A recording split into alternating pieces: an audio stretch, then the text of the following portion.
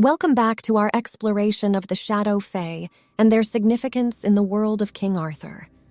In the last section, we delved into the birth of a hero and the story of Merlin and Uther's agreement to father a child who would fulfill the prophecy.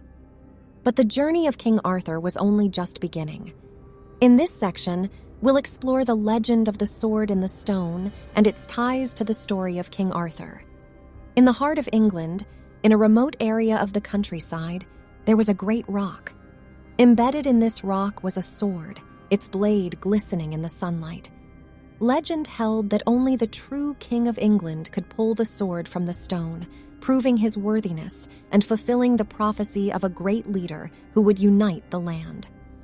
The sword was a symbol of power and authority, and many knights and common folk attempted to pull it from the stone, hoping to prove their worth and establish themselves as the chosen one.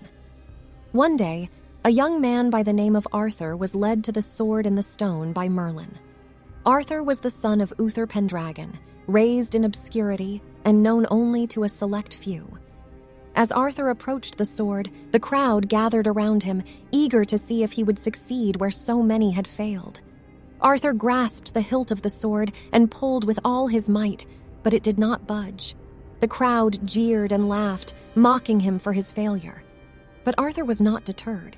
He knew that he was destined for greatness, and he returned to the sword again and again, each time with greater determination. Finally, after what seemed like an eternity, the sword began to move.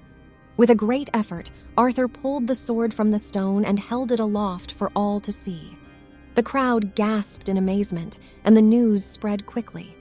Arthur was the true King of England, chosen by destiny to lead the people and fulfill the prophecy.